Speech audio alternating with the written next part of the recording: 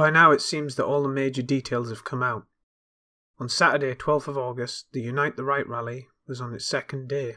This was a protest primarily against the removal of a Confederate statue, but secondarily against what they called white genocide. And on that day, one of the alt-righters who was present decided to drive his car purposefully, intentionally, into a crowd of people who were protesting the alt-right rally, injuring 19 of them and killing 1. The woman who was killed was a 32-year-old legal assistant and activist named Heather Heyer. The man who killed her was James Alex Fields, a white nationalist, and in my view, just as much a terrorist as any Islamist, and he has very clearly copied their tactics. I think that the white nationalists should be responded to in exactly the same manner as for the Islamists, and for that matter any criminal gangs of anarchists or communists. I'm a full supporter of the United States First Amendment, and I'm an opponent of centralised and warrantless mass surveillance. But surveillance of individual suspects has been a part of police work since forever, and it's the same for undercover work. The police, the feds, and whatever equivalent whatever country has should enlarge their programs to infiltrate these groups, and definitely focus on the internet more.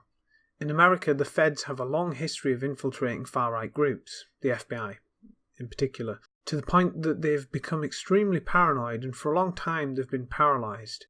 There was a massive ramp-up in the 90s due to the formation of militia groups and terrorists like Timothy McVeigh, although this was more of the conservatarian kind of dissident than today's more strictly neo-Nazi kind. I don't have any data on this right now, but if those operations were reduced in scope in the 2000s, then they need to be ramped back up again pronto. Not only to surveil these groups and catch them in the act of planning terror, but also to actively disrupt them and paralyse them. If you go on poll, many of the people there are suspicious of in-real-life groups, which prevents them from organising effectively, and there's a large peanut gallery of white nationalists who are suspicious of Richard Spencer. We need to keep that paranoia going, get everyone accusing everyone else of being a Jew even more than already goes on. Everything to do with their faults needs to be ramped up. We need to attack them at their fracture points. Now, there are of course lone wolves who absorb the information, adopt the ideology, become radicalised and commit acts of terror, but dealing with them effectively means a dangerous trade-off against freedom of speech and the free flow of information, and in a time when these things are already threatened with potentially tyrannical consequences down the line, that is all the more not a trade-off I'd be willing to make. You can't have maximum security and still have freedom. However, when it comes to groups, cells, whatever, then we can infiltrate and disrupt them without harming the ability to say things legally. Perhaps one of the problems isn't funding, but that the feds are still stuck in the 90s in terms of tactics. They need to infiltrate online groups as well as offline ones. I'd strongly advise flooding boards like Paul with incessantly disruptive spam, or better yet, information which debunks them. They already think you're doing that, even though it's probably just trolls, but if you add some confirmation somewhere that the feds are really after them, that will take their paranoia to even higher and more debilitating heights. They need to be paralysed and demoralised, and on the meme war front they need to be met meme for meme, although this should be due to organic actors. Every time they go on about the day of the rope and gassing their enemies, instead of shutting down their speech and arresting them, giving them victim points, we need to stand firm and send back the exact same message to them.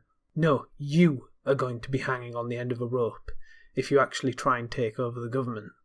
The government should stay out of the business of making memes, obviously. That would just backfire, and they don't understand it well enough, and it'd be lame. I'm more talking now about what citizen opponents can do. There needs to be organic resistance on the meme level and official resistance on the level of surveillance and disruption, though organic resistance there would certainly help too. And it should go without saying that this applies to communists and Islamists too, as well as the alt-right, but I think the actualisation of the violent rhetoric of the alt-right shows that people in this kind of weird centre, this zone of centrist, left-liberal, conservative, libertarian, anti-SJW, opposition to far corners of the spectrum, need to get more aggressive.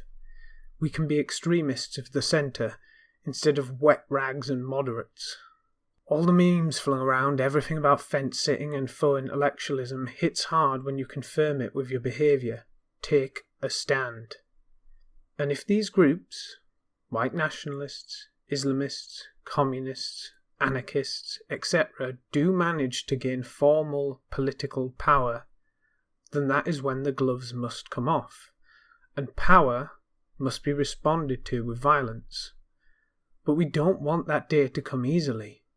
So if you want to avoid summoning the chaos time, and you want to prevent their terrorism, demoralise, isolate and disrupt all ethnostatists, all theocrats, all communists, and any other ideological group that doesn't ground its aims in liberal means.